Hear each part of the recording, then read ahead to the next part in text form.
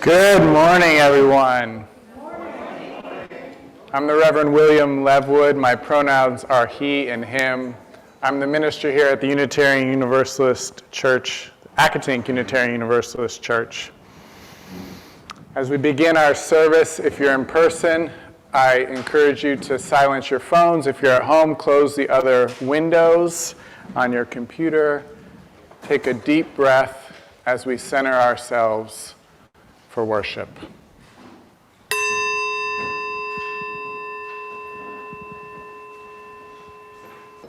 We open in welcome to the ancestral people of this land, acknowledging that our church, like all of Burke, rests on the unceded territory of the Manahoac tribe of the Great Sioux Nation.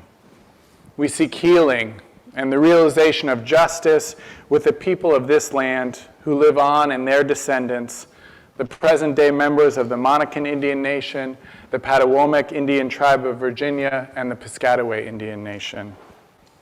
We honor the ancestors as we move toward healing so that all together shall one day know full justice. With the chalice lighting today, I'm going to read an excerpt from Unconditional by Jenner Payne Wellwood. Willing to experience aloneness, I discover connection everywhere. Turning to face my fear, I meet the warrior who lives within. Opening to my loss, I gain the embrace of the universe. Surrendering into emptiness, I find fullness without end.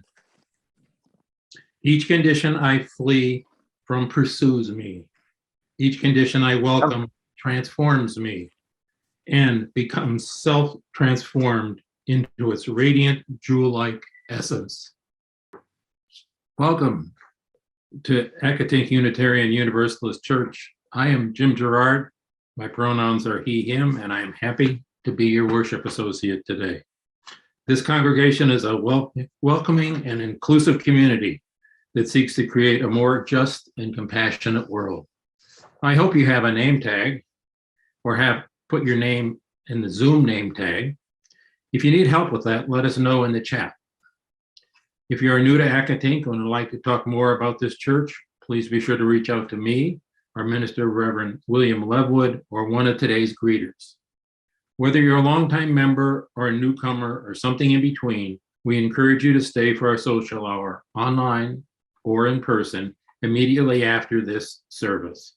We are so delighted that you are decided to join us today. Welcome. So our story this morning is from Zen teacher Thich Nhat Hanh, illustrated by Vo Din Mai.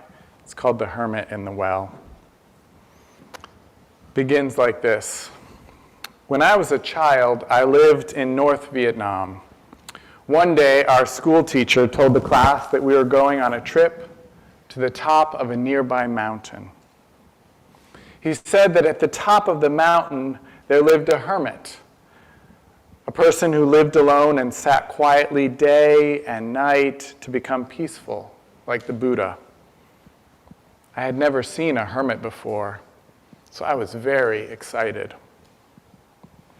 The day before the trip, we prepared by making food for a picnic. We cooked rice, rolled it into balls, and wrapped the balls in banana leaves. We prepared sesame seeds, peanuts, and salt to dip the rice in. On the morning of our trip, we walked for a long time until we reached the foot of the mountain. My friends and I climbed as quickly as we could. We ran almost all the way up the mountain. There were many beautiful trees and rocks along the path, but I did not stop to look at them because I wanted to reach the top of the mountain. I ran past the flowers and trees.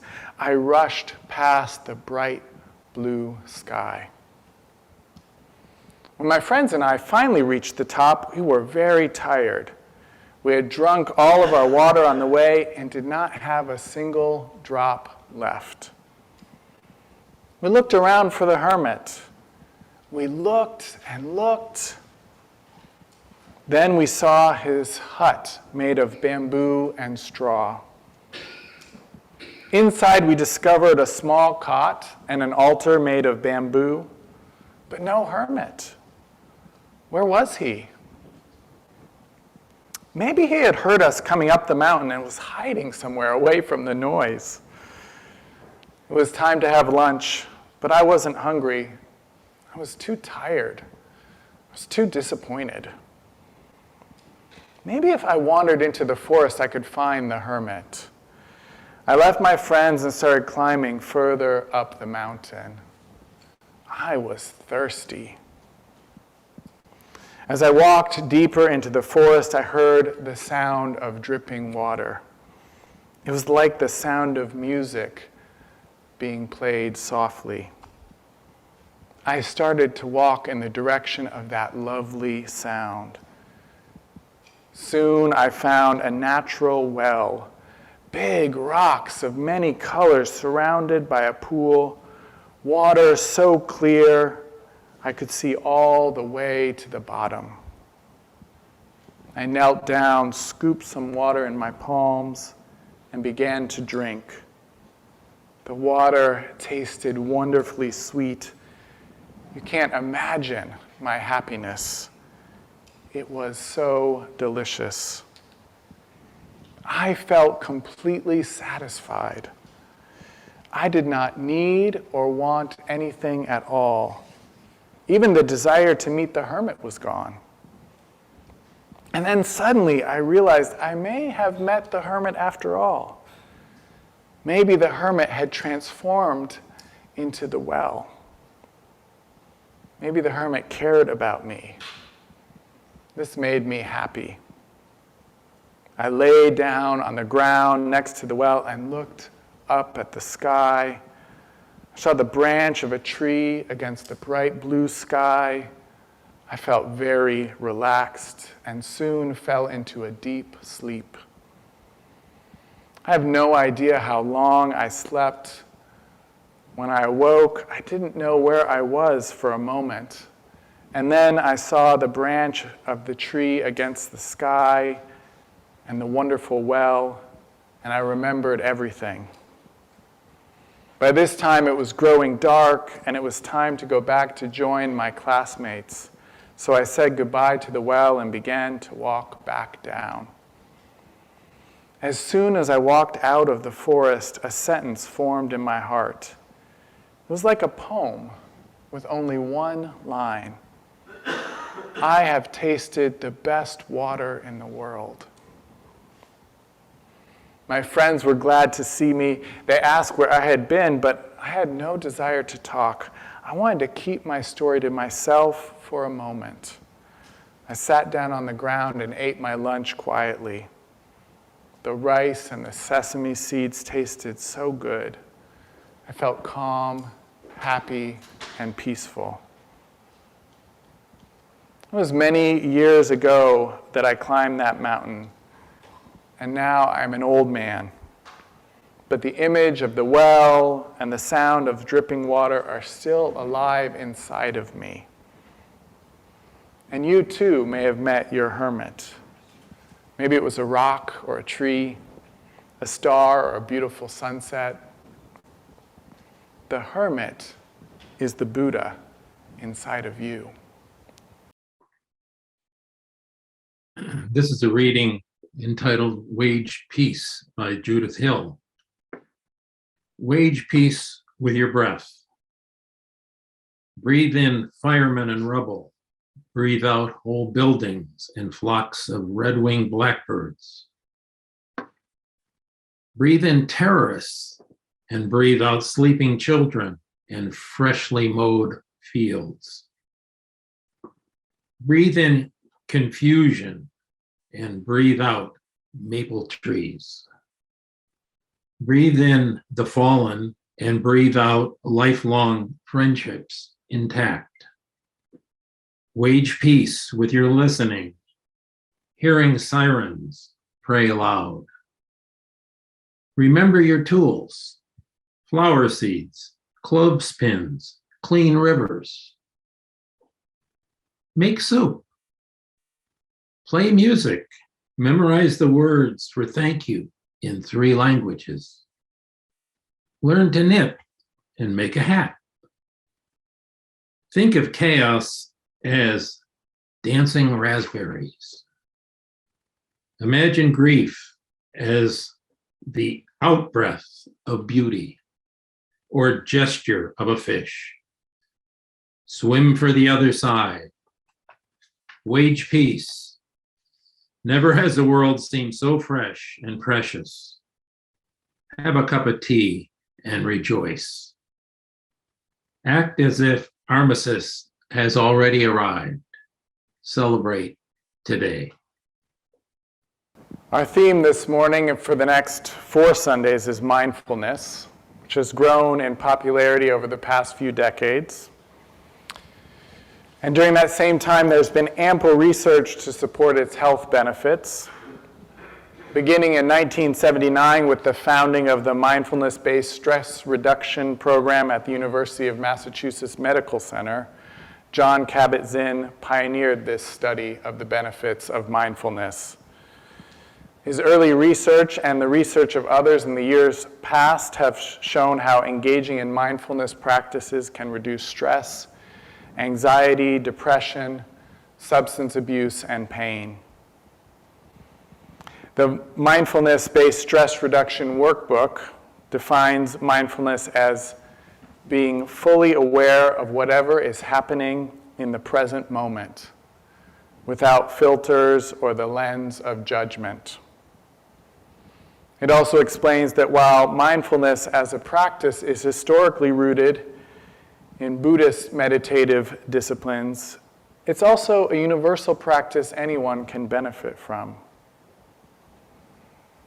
If you ever tried it, you know that mindfulness meditation is very simple and very difficult to do. Most mindfulness meditation uses the breath as the object of meditation. Most often it's done in a seated position, but according to the Buddha, it can also be done while standing, lying down, or walking. But let's use the example of sitting. You sit in a comfortable position, your spine straight, relaxed, but not stiff, and bring your attention to your breath, focusing on your inhale and your exhale, noticing the air coming in and out of your nostrils, or noticing the rise and fall of your belly. You might count your breaths to help you stay focused. And it really doesn't matter, by the way, if you count each breath as 1, or if you count 1 on the inhale, 2 on the exhale, 3 on the inhale, and so forth. If you've tried this, you know your mind will wander. The practice is that when it wanders, bring your attention back to your breath. If you're counting, return to 1 again. That's it. Simple to explain, but as I mentioned, and as you know if you've tried it, it can be difficult to do. I already mentioned the benefits of engaging in mindfulness practice. But I want to ask a question. Is this really why you should practice mindfulness? For your own stress reduction and better health? I ask this because when I was in seminary, I took several classes at the Institute of Buddhist Studies in Berkeley, California. And there was a lively discussion going on at that time on this question of why we engage in mindfulness, of the secularization of mindfulness.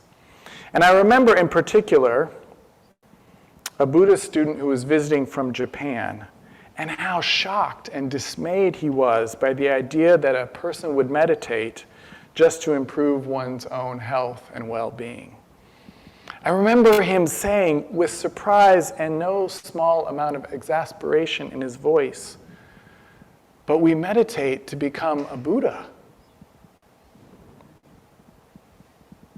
To become a Buddha.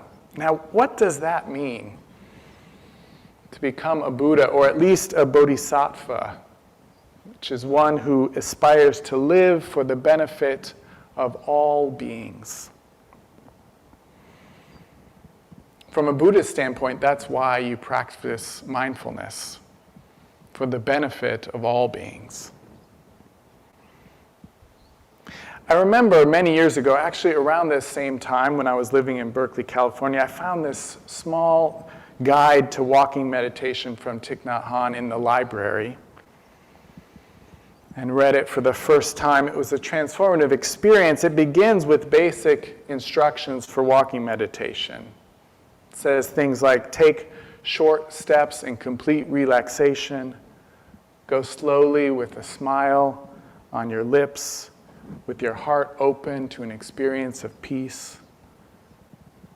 He recommends choosing a nice road for your practice along the shore of a river or a park, in the woods or along a bamboo fence. It says, slow down, concentrate on your steps, be aware of each move, and walk ahead with dignity, calm, and comfort, consciously making an imprint on the ground with each step. And then in the middle of the book, he gets very specific about how to engage in walking meditation. He advises being aware of your steps and your breath, of coordinating them together.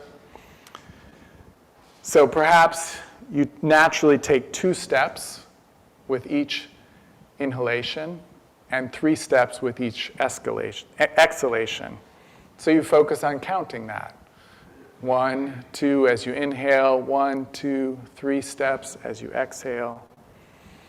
And then a little later, as he goes into more detail, maybe it's 3 and 3, maybe work to extend it from 2 and 3 to 2 and 4. And then he adds imagery, like imagining a lotus flower blooming with each step you take, or even combining the rhythm of your steps with an imagistic phrase. So for example, if your rhythm is 3, 3, you might say lotus flower blooms with your inhalation and those 3 steps. And then lotus flower blooms again with your exhalation and those 3 steps.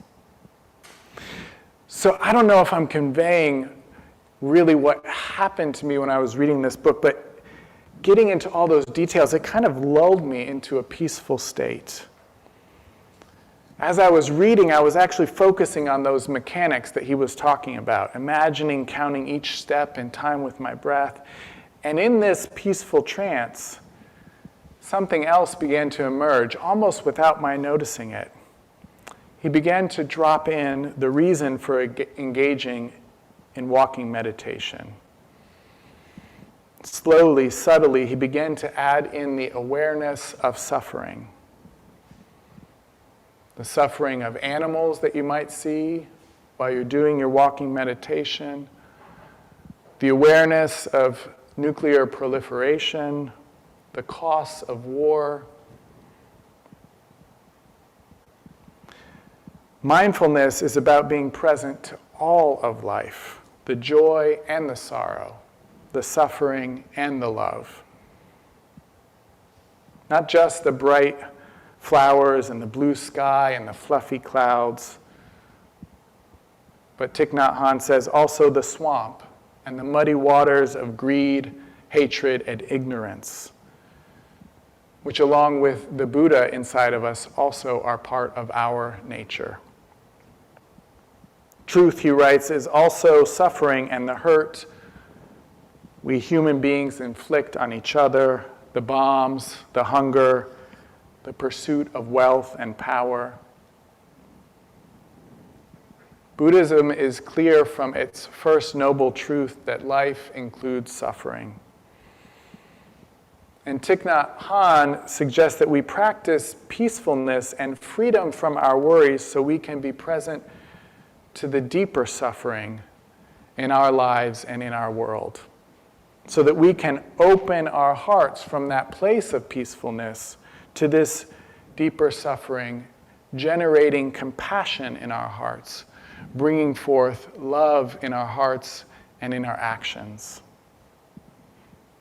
That is what Enlightenment's about. It's not anything fancy or metaphysical. It's about compassion and wisdom in our actions, in our loving actions. That's what it means to become a Buddha. Opening our hearts to suffering so we can open our hearts in compassion.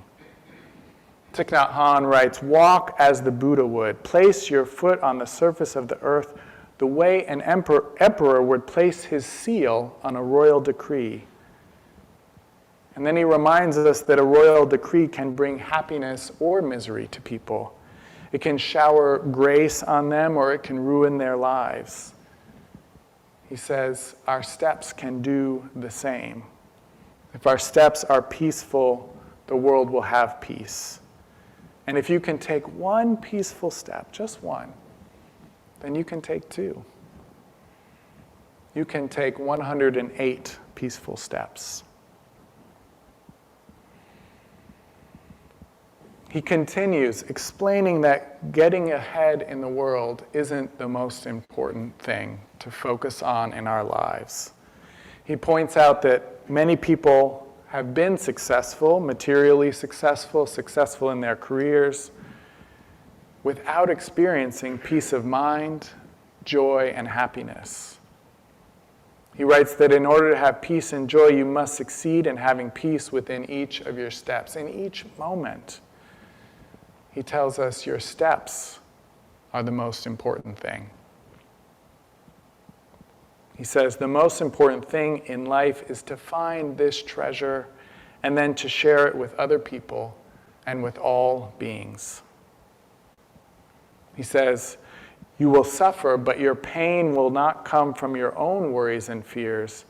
You will suffer because of your kinship with all beings. You will suffer because of your kinship with all beings. Because you have the compassion of an awakened being, that bodhisattva who's dedicated to benefiting all beings. Now, in Tibetan Buddhism, there's a particular pathway known as Lojong Practice. It's known as the fast track to enlightenment. It includes the practice of Tonglen, which we've done before, which we did a version of this morning, where you breathe in suffering and breathe out love.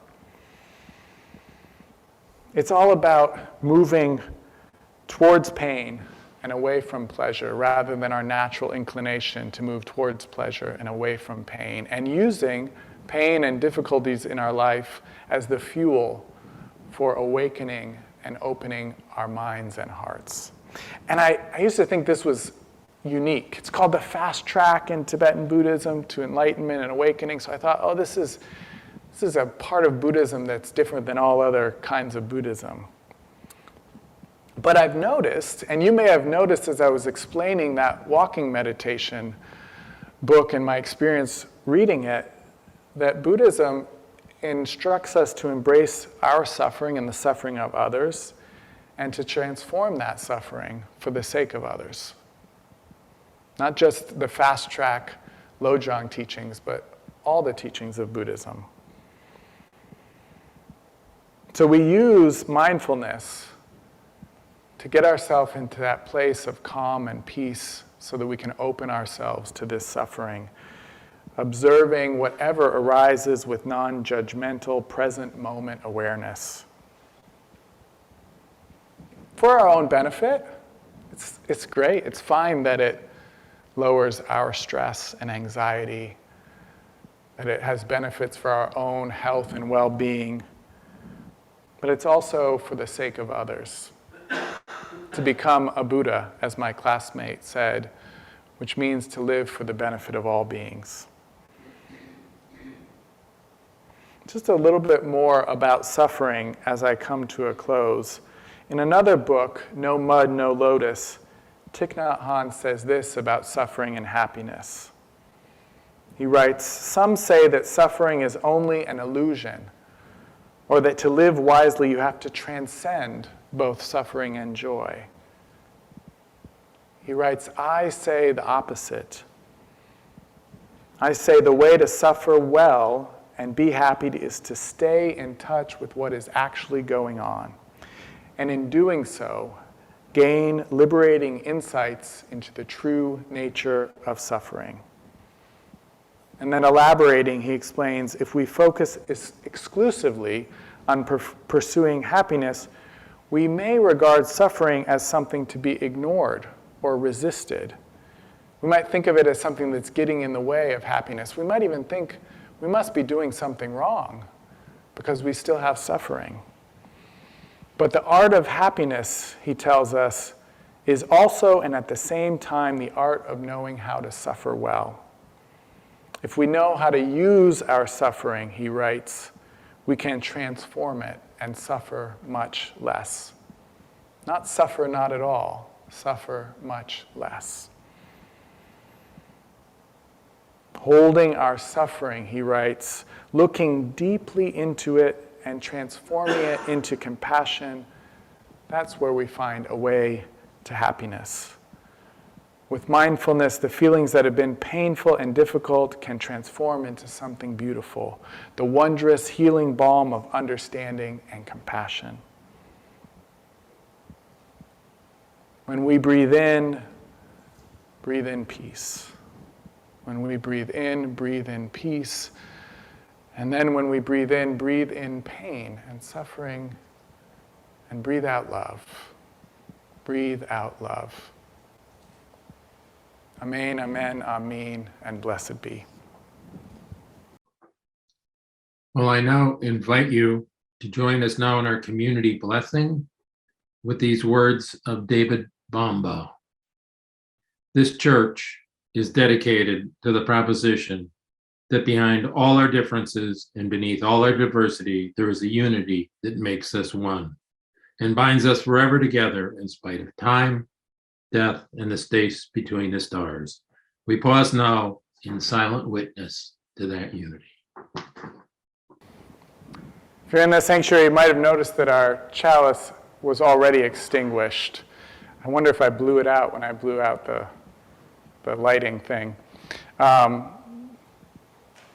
think that's symbolic of the fact that in Buddhism you want to blow out the fires of desire, ignorance, and hatred. We'll go with that, right? For our closing words, I just want to repeat the words, 2 lines from that song. You can give from deep within you. You can change the world with your love. May it be so. May we be among those who make it so.